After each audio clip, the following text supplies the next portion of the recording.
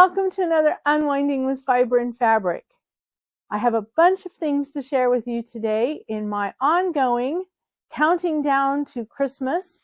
This is the second week in my countdown, and I have Christmas cards, crazy patch, and cross stitch, as well as I finished my Blowing in the Wind English paper piecing wall hanging, and I have my English paper piecing block to share with you as well. And both of those are in the autumn category of decoration. I should throw out there right now, I am in the early stages of a head cold, so I may sound a little stuffy.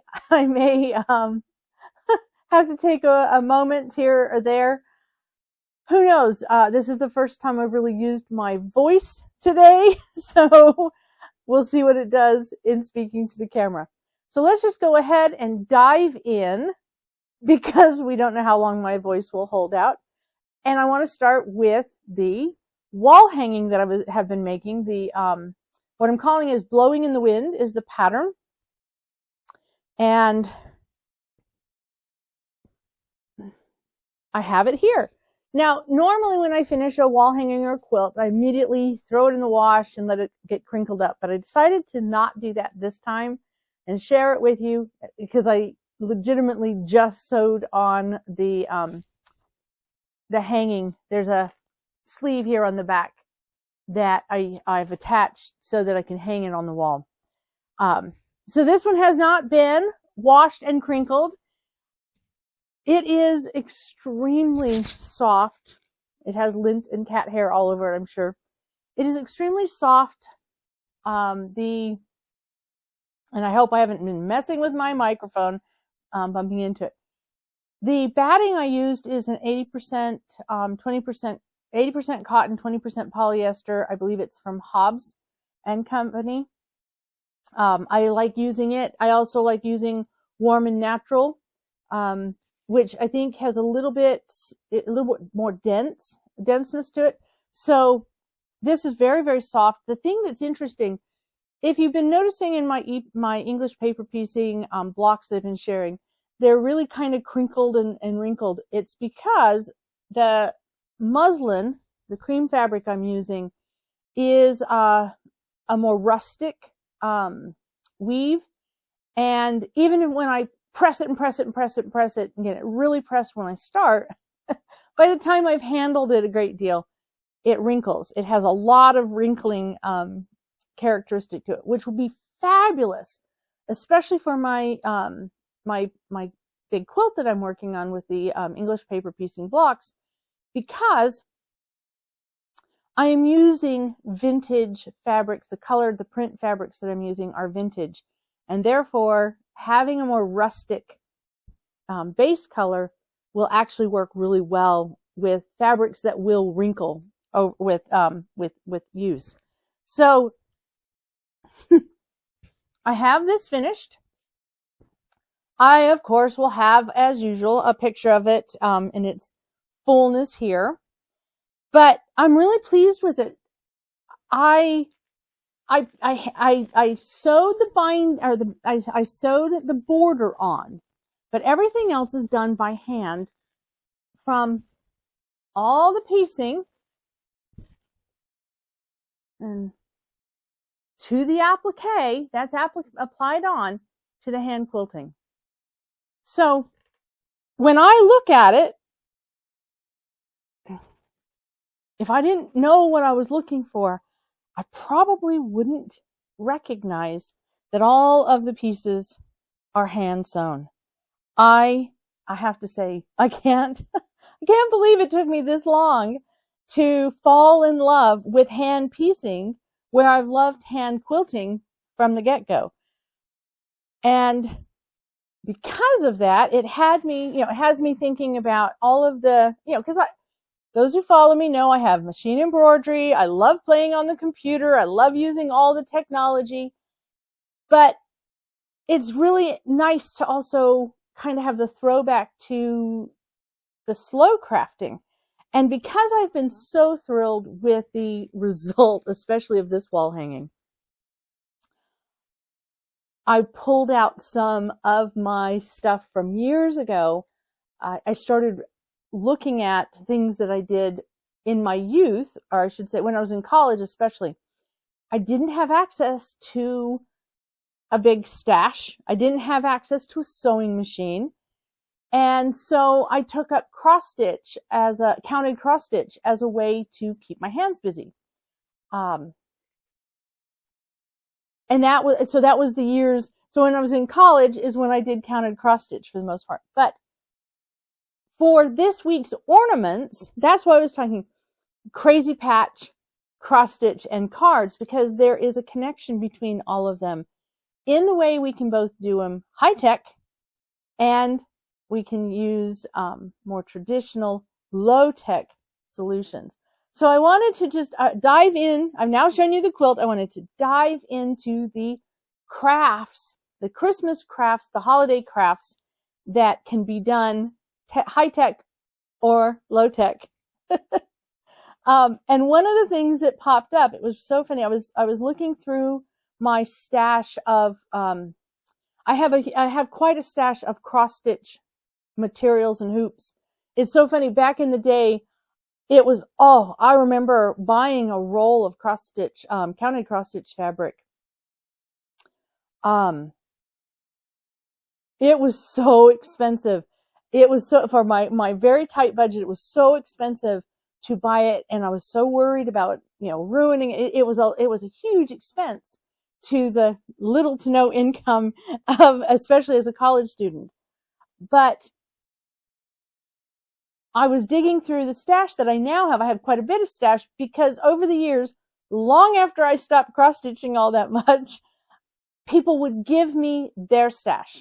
And so my stash grew as other people emptied their stash, people who were older than I was at the time, people who had been able to take advantage of when the different fabric stores and craft stores went out of business, and they bought up the stock, and then they decided they didn't need it anymore, or weren't going to use it anymore, so they passed it on to me because I was younger and I had younger kids, and and my stash grew. And while I did pare down my stash quite a bit when we moved, donated it to a group that helped supply teachers with inexpensive crafts, etc. I did have to keep, of course, a number of the things that just couldn't, they'd been separated from their kits, the kits had been broken up, that kind of stuff. So I was going through my stash, making a very short story long here. So I was going through my stash looking for some cross-stitch stuff to show today. And I discovered this just really simple, it was, big thing with kits, and I think you can still get them, but a little kit, it's still got the price tag from years ago on it, and just a little kit, and it had, there's two actual designs, that on the back, it had an option, a choice, and it came with the little wood frame, came with, and a needle and some thread to put it all together. Okay. I never had a lot of luck with these, honestly. And this one, it feels like, right here, the wood has actually split. So this was done and never assembled. And I was going, but I pulled this out, and it was so strange because there were some extra pieces of paper in it. And I opened up the pieces of paper, and I was floored. Because this little kit, this and this had become separated. So when I found the two and put them together, that's when I found these extra pieces of graph paper. And it's it's me with graph paper making little cross stitch patterns for something at my school and something that just little designs. There's a little snowflake on the back of it, a little heart, another little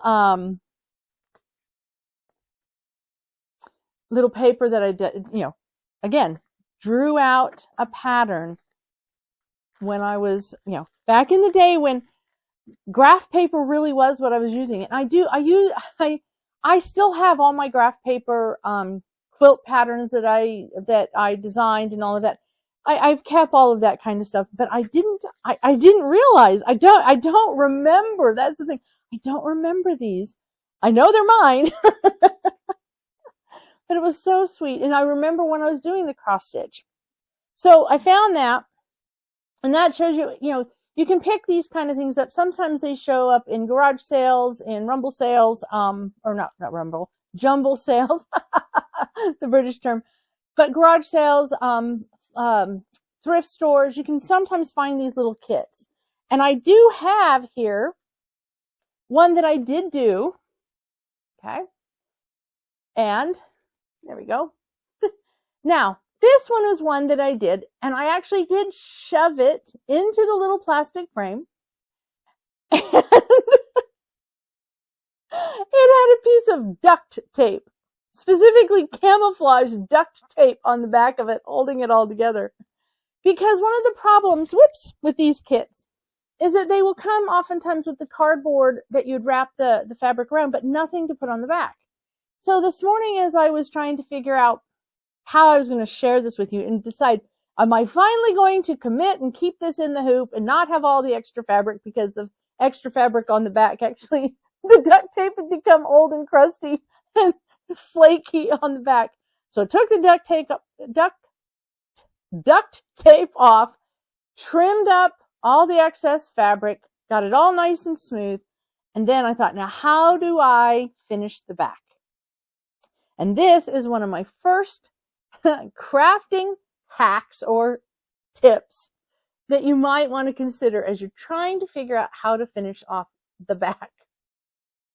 That is heat transfer vinyl. That's it's vinyl that adheres to fabric or cardboard with the application of heat. And this was just done with my standard iron. And to show you though, okay, so because I brought show and tell here, Teflon sheet, very inexpensive that you can get, and then you can cut them down to sizes you need, but a Teflon sheet. Here is the piece. Now what I did, rather than just putting the heat transfer vinyl directly on the back of this, I took a piece of really plain, basic stabilizer, embroidery stabilizer. You could use paper, you could use cardstock, but I happen to have this little piece of stabilizer on hand. It was a scrap of heat transfer vinyl from another project that I'd saved. I adhered it to this stabilizer or paper, cardstock, or whatever. Adhered it first. Then, how did I get it to stick on the back? Because you could, I guess, adhere the heat transfer vinyl directly on the back, but I wanted something a little bit more stable to hold it in place. So the next thing I did before I put it on here is using my Teflon sheet. After adhering it to here, on the back of this, I applied this stuff. Okay? Now, what is this stuff? This is the dry particle version of something like Heat and Bond. And basically, it's an iron-on adhesive.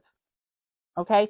And I know that in different countries it is sold under different types of names, but it is an iron-on adhesive. This is in sheets adhered to a backing. This is just free form. So I sprinkled some of this onto the back, not of the vinyl was attached to this already, but onto the back of this, creating a small area of bondable, yes, glue would have worked, but iron-on bonding. And then I simply cut it out and bonded it. And I may have done that first. I may have cut out the shape, then sprinkled this on, then putting a piece of the iron-on, or this Teflon on top and on bottom, heat affix the bond to my first fabric, then took it over and adhered it to this. So I know a lot of little steps. I'm dropping everything, but the element here is I have heat affixed this. This is now permanent. It's not going anywhere. Yes. Could I peel it off? Yes. I'm sure that I could peel it off. It would probably damage the cardstock that's behind it. But it is now finished. It is ready, other than needing a hanger, to go on my Christmas tree this year. And this is something that, yeah, was made years and years ago, just never finished. Now it is finished. And it is slow craft with a little bit of high-tech magic. So iron-on transfer stuff. I've got it in the little sprinkle stuff. I've got it in the sheets. You can also get it in little tiny strips that you use to close up hems and seams, seam tape, hem tape, okay? You can find iron-on adhesive comes in a lot of different forms. And I will be honest, I knew about this form. This form was something I found last year. My world is expanding of this kind of stuff. But it's really lovely. It makes a fast fix. It's I think it's a little bit easier to keep clean and flat than if you were using just glue. And it is supposed to be a fairly permanent bond, especially if you really bond it. In my case, it's kind of tack bonded. It's bonded here on the edges where it's touched, and a couple places where it's hit here, okay? But it's a clean way of having the back. And it's a little sparkly, of course, a little sparkly. So that led me to thinking about, and so cross stitch. Okay, on the subject of cross stitch. So, little kit that I finally finished up. This is just a piece of cross stitch fabric. I'll show you the back. I am not the very best at cross stitch on the back, at keeping it clean. So I'm actually kind of proud of that. That's not bad. And I didn't want to go and dig through all of my Christmas ornaments that have already been made to share, but I have one of these that I've done, and I've done up 2 pieces of it, exactly the same. And then I've just hand stitched along the edge, making a little shape, a little pillow shape, and then frayed the edges to make a little ornament.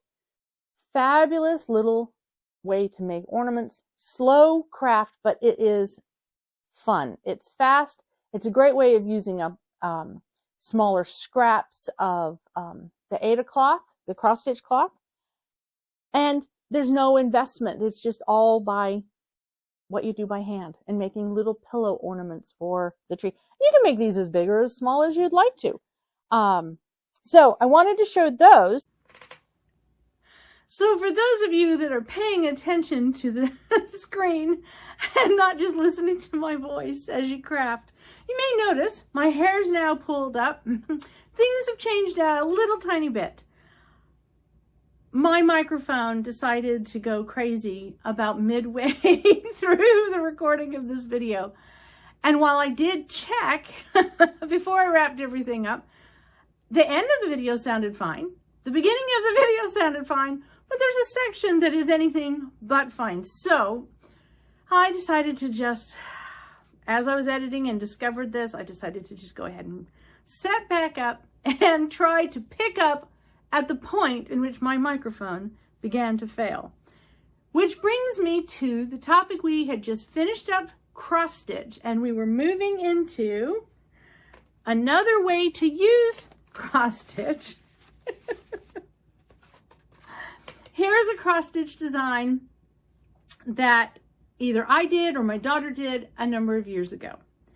It never quite ended up into something. I don't know if it was intended to be applied to something. I don't know if it was supposed to be a little pillow. I'm not really sure what it was, the intent behind it. But let me put it over here. As I was going through my cross stitch, all the stuff getting ready for this video, I ran into it and I thought, you know, this actually could make a really good Christmas card.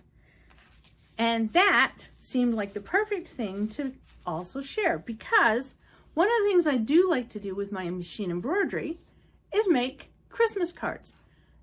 And this is actually stitched directly onto this paper. The paper that I'm using is watercolor paper. And I simply try to find the best bang for my buck in whatever quantity. These little books are wonderful because I don't have a lot of waste when I trim away. They're already close to the 5x7 size that I use that fits into my envelopes. So I just get these little books and tear out a page, or very carefully using a craft knife, tear out a page, and I stitch on this. Now, when you're doing machine embroidery, stitching onto cardstock, we hoop, we put in our hoop cutaway stabilizer. We can use, you could use a tearaway, but I tend to like the cutaway stabilizer, and then I trim that stabilizer back all the way back to the stitching, as close to the stitching, leaving it all in the center, but the edge, opening up just the edges.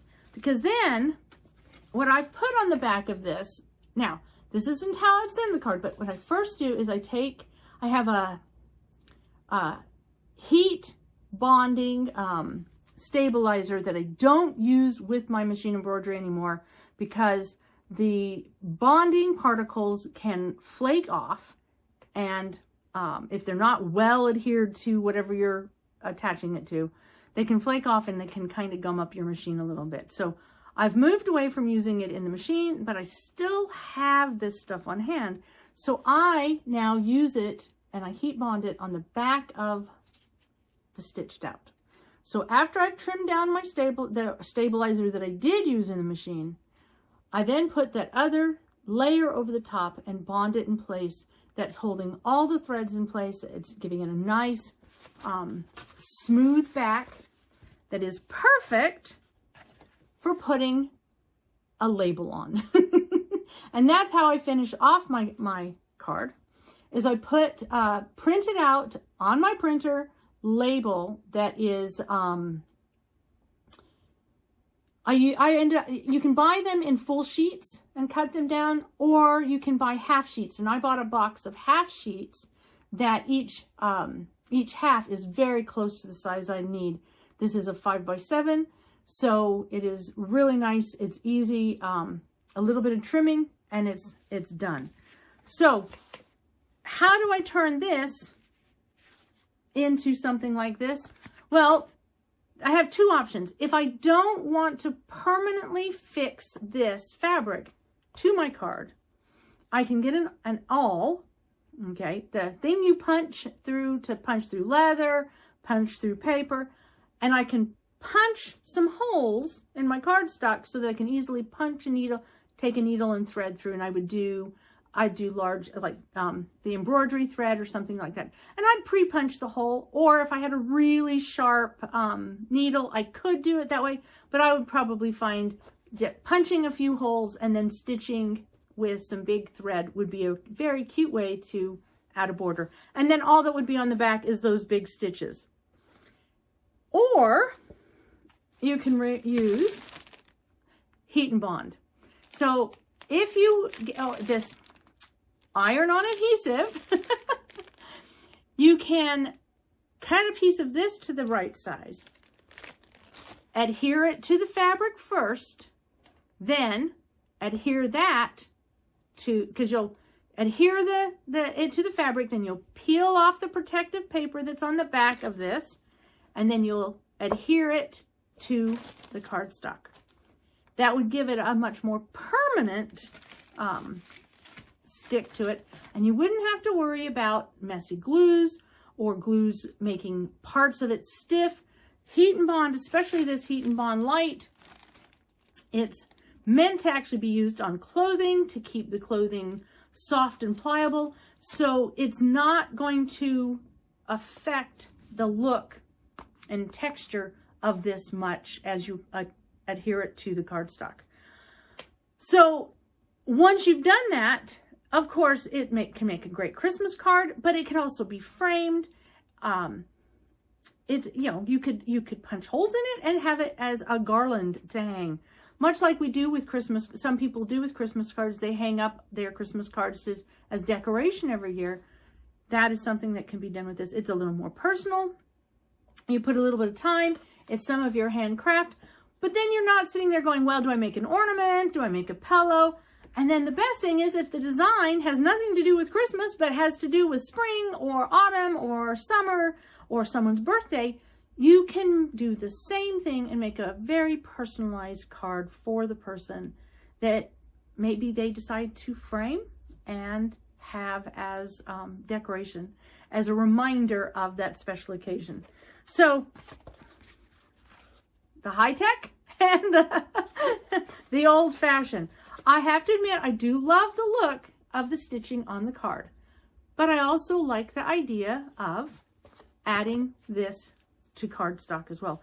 Now that's the other thing. If you're just going to apply this to cardstock, you could use pre-folded, pre-prepared cards. You could probably even upcycle some of the Christmas cards that you've had in the past by adhering this to the front of changing them out. So this is a wonderful way to give somebody a little bit of something different for a special occasion. Okay. Oh, and yes, remembering where we're at. Let's move on to the last section, which is Crazy Patch. So traditionally, when people did Crazy Patch was a way of using up scraps of fabrics, especially scraps of high-end fabrics, silks, satins, brocades. It was a way of using those scraps and in a decorative fashion. So I'm going to show you a little machine embroidery piece that I did because it gives you an idea of Crazy Patch. Little patches of fabric embellished with fancy stitches and sometimes little buttons or other embroidery placed upon there. Okay.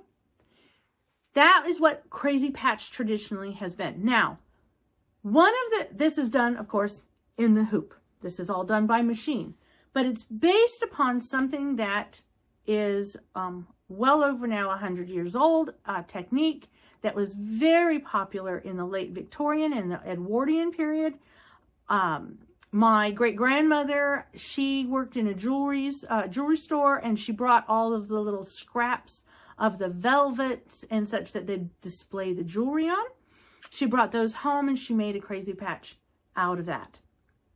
So it is something highly decorative stitches, a way to show off your embroidery, a way to use little notions and lace and such of that things of that nature. In fact, so this is a plain piece of fabric that a piece of lace has been placed over before stitching down. So that kind of concept would have gone into Crazy Patch as well. I have a second one of these ornaments to show it in a different color so you can see the embellishment a little bit better. So that is Crazy Patch. Now, when traditionally you're doing Crazy Patch, you will have straight of grain, whether it is the weft or warp threads, they are pretty stable. Go on the bias and you see how it stretches. So when you think about sewing together all of these strange angles and shapes, you have no idea where the bias is going to show up. And so in traditional Crazy Patch, it's often done on a stabilizing piece of fabric like plain muslin. You'd put it down and then you would sew together these pieces of fabric with the stabilizing piece of fabric holding together, keeping the seams from stretching. And what you'd end up with is pieces of fabric that are now large enough to turn into, in this case, Christmas stockings. So a number of years ago, we were given a bunch of upholstery fabric sample books, and I wanted to figure out a way to use them. I turned them into Crazy Patch stockings. Now, the thing with it is that you have all those seams. You want to have it nice and finished, and I'm going to move the camera just a tiny bit. There we go. So that I have a little wider area. I feel like everything's off a little bit now. So you want to have, with a stocking like this, you want to have it nice, clean, finished inside. So I wanted to quickly show you how that is done. Okay, so first time I was recording all of this, I had everything prepped so well. All right, so here is my Crazy Patch. Okay, this one only has 2 pieces. This one has 4 pieces. And as you can see, it's just piecing it together until I have a shape. I take whatever that shape is and I trace it out onto a lining fabric, in this case muslin. I need 2 pieces of it because I have 2 pieces for my little bag here. And then I attach 1 piece to this and 1 piece to this here at the top. So that seam is what I would do next. Then laying my 2 now constructed rectangles, okay, I now sew them together, and I do that by sewing from here all the way down here, around, and all the way back up here and over just a little bit. So all that's left is a little hole that I can reach inside, and this works the same way for the stockings. Reach inside, poke out all my corners, okay, and then, oh, you'd sew this part shut at this point, and then you just simply tuck it inside, tuck the lining down inside,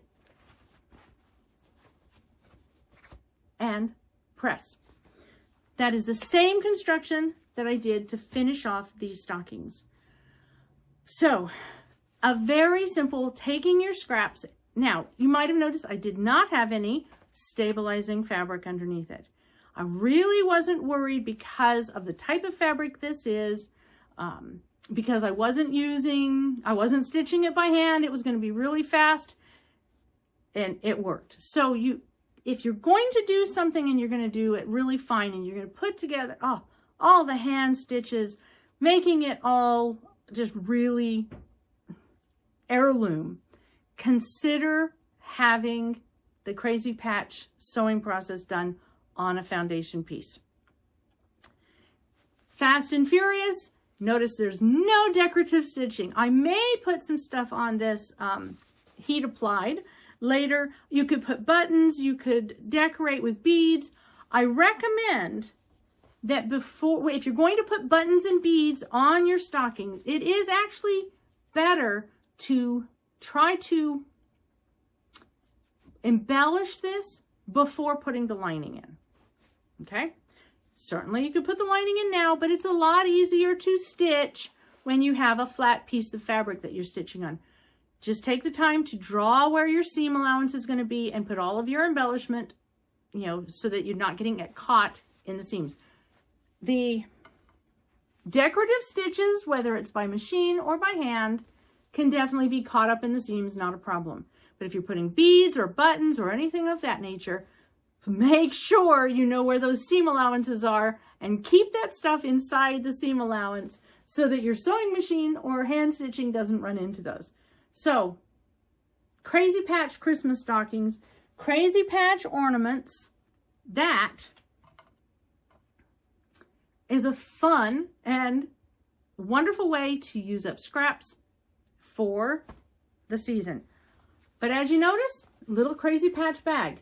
This does not have to be for Christmas. This doesn't have to be for a major holiday. This could be just how you're using your scraps and making a larger piece of fabric out of bits of scraps of fabric. So, crazy patch. All right. Now on to the English paper piecing, and my favorite, most delightful project of the week. With everything I've done, and you know I love my machine embroidery. Okay, I did. Where is that? I love my machine embroidery. Okay, I love the way it looks. I love the ease of it. I love creating it. However, it pales in comparison to the joy that I had this week making this. I'm gonna put that up. Look at that. It is a hexy snowflake with a little fussy cutted piece in the center. It's a little bit puffy. I will definitely share this pattern. They are like little 1/2 inch hexagons. And so you make 2 of these little hexagon shapes, and then you start sewing the outside together, leaving a tiny little hole, and then stuff it with your stuffing.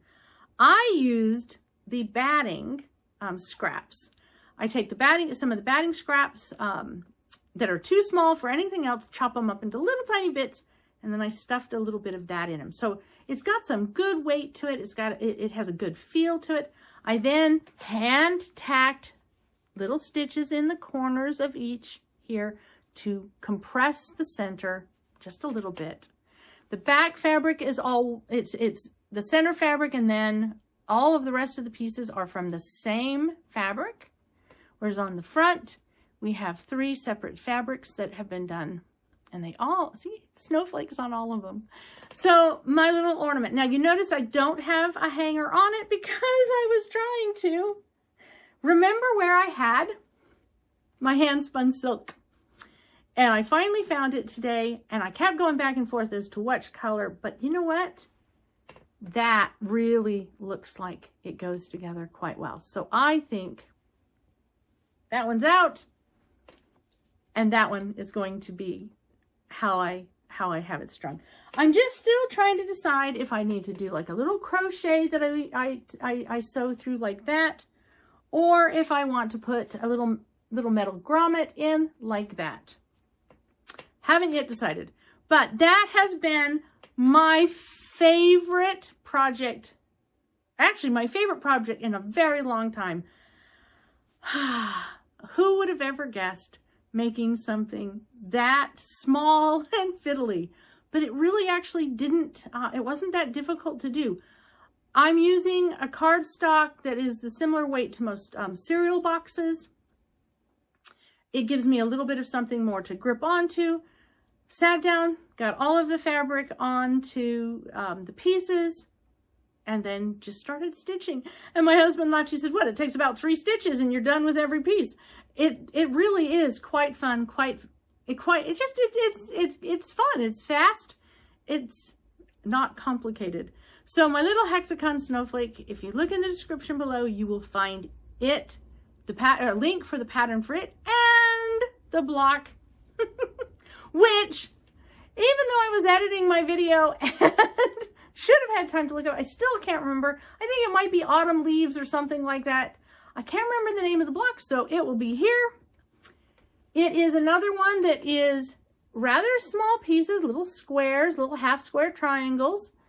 You can see sometimes the singular block can be known as a maple leaf. It can also show up very similar as a bear paw. All that's different between the maple leaf and the bear paw is oftentimes you have an angle coming across, so it looks more like the leaf. This would look more like the bear paw type, you know. Depends on the color scheme, depends on who's making it, what they're going to call it. But this is in more honor to the falling leaves, the leaves that have changed colors for the autumn. You'll notice I picked only one fabric besides my background fabric for this one. The fabric was busy enough and has so many different colors. I thought this was a good opportunity to just use 2 fabrics and still get a very multicolored look.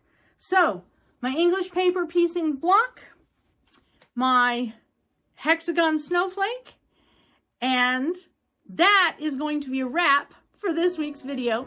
Hopefully the sound has worked this time. So I'm wishing you the best. I hope that you can unwind with fiber and fabric in the upcoming days. And until next week, we'll see you later.